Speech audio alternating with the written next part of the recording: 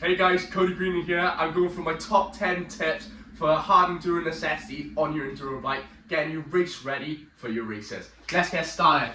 Starting from the bottom to the top, here we got a molecule sump guard. This molecule sump guard is made out of UMH plastic, giving it a rough design along with mad durability, along with a linkage guard, where I definitely need for my linkage. This is one of my top tips during hard enduro riding. Let's move towards the rear end. As you can see, we have got a molecule UMH chain guide. Another must necessity. This don't have an aluminium bracket like the stock ones, causing the stock ones to bend and derail a train. That's another top tip for me. Let's keep on going towards the chain now. As you can see, I've got a yellow, luminous yellow chain link on it. You may wonder what that is. This is called a rivet link. A rivet link has no split link. So where you normally have the split links rubbing off and getting sharp and coming off, breaking your chain, this is pressed on. Another top tip. Let's head to the front tire now. As you can see by here, I've got my AS3 front disc guard, made by AS3. It's only a little bit of plastic bolted onto a metal billet cover, which acts as a spacer. One of my top tips, stopping your front disc from bending, as you want to bend this before your front disc.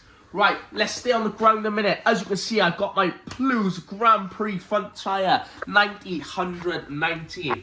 This is one of my top favourite tips, and probably one of the best tyres on the market right now. Get them at PlusTyres.com. Let's head to the back of here. We have also got the new Spec B 15mm Plus tyres on. This is a 140, 1800, I think it is. I'm not too sure about it, but it's an extreme compound, 15mm depth with enough twist in the tyre to get your grip. Going on to the theory. With this, I'm running a 120 mousse, giving me the softness, like as you can see over here, getting me the grip, along with a standard front mousse in here. With this mousse, it is drilled, and I cut the top of this so it's flat. Heading up to the top now, we'll start with the rear end. As you can see, I got a rear end grab handle, vital for hard extreme enduro, because you come into them situations where you come into a step, etc., or you're banked on a tree. It's a bit awkward to grab the rear fender, so you've got the Exceed grab handle, which you can come from SMX, allowing you to lift that bike up, making it even better. Going on towards the front now, you have got a one gripper seat. The one gripper seat is vital product, as you keep your bum on the seat, won't let you slide back due to the gripness and the ribs of that, because at some points, like cornering, you want your bum at the front of the bike, allowing you to get the more grip going into the corners, compressing that rear bike down. That's another top tip. Heading up to the top of here, we've got a 9mm clutch. A 9mm clutch is lighter than the OEM spec of the 10mm clutch, giving you a better pull, better feel, giving you less arm pump towards racing. As you can see, arm pump is a vital key role in racing, as at the end of the day you want to be fit and ready going into that race, and that 9mm gives you an easier pull going into them 3-hour enduros.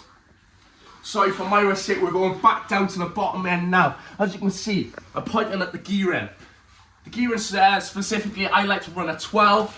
We've got a 12-48 system, giving the Beta 300 a lovely grunty pull, making it awesome for third gear, rocky climbs, third gear pulls, as the carburetor engine will pull lovely out of corners, anything, etc. 12-48 is my must go.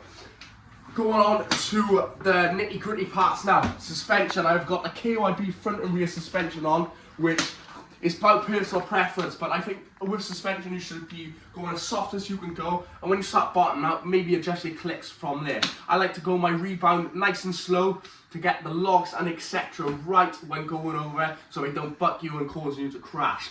I think two of the top tips coming out of here, which I do to every bike I get, would be the suspension and the gearing. They are the vital things and vital products you need, as the suspension keeps you traction going over them rough terrains and gluing that tyre to the wall or to the log you were riding over. Whereas along with the gearing gives you the torque of the bike and the grunt of the engine to get up to that log and get you over it. The other thing are just my other top tips, like the gripper seat, etc., which I find are a vital product to hard enduro racing and helps me out a lot. here's my top 10 tips of hard enduro riding and the bike setup that I will do.